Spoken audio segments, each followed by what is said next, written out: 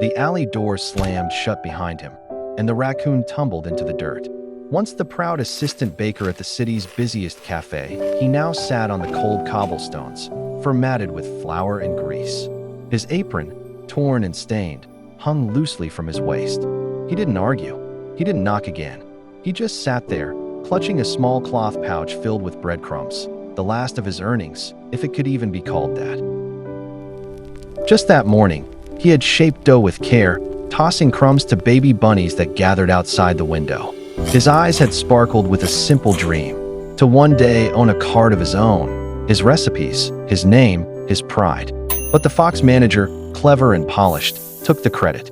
And when the tortoise owner asked who had burned the last batch, the fox pointed a smug paw. That was all it took. The raccoon was thrown out. He wandered the streets, watching well-dressed cats sip drinks under shaded cafes, their fur gleaming. His own tail dragged low, heavy with shame and exhaustion. Near a park bench, he paused. A baby bunny, frail and trembling, peeked out from beneath the slats. The raccoon looked at his pouch, then at the bunny. With a sigh, he opened it and offered the crumbs. The bunny nibbled eagerly. Its mother, watching from nearby, gave the raccoon a quiet, grateful nod. He moved on, a little lighter, but still hungry. The days that followed were cruel. He swept leaves outside roadside cafes for a stern goat who paid him with a single cracked seed.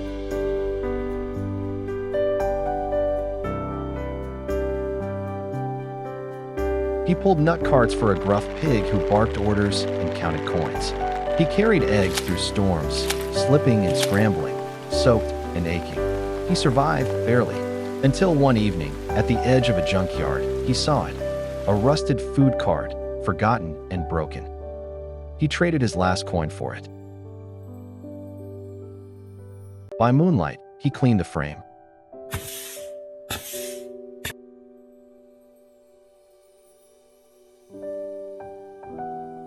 Painted over old letters with crushed berries, and carved a small wooden sign bearing the image of a loaf and feather.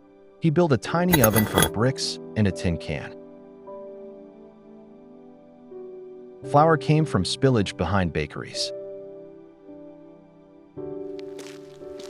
Vegetables from vendors packing up. Every flavor was earned with labor and favors. And then, one morning before the city stirred, he wheeled the cart into the park.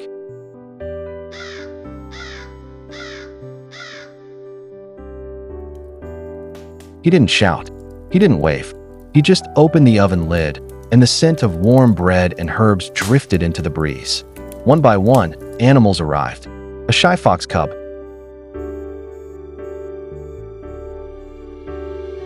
a hungry dog, a curious squirrel, even a white cat with pearls from across the pond. They came for the smell, but stayed for something deeper.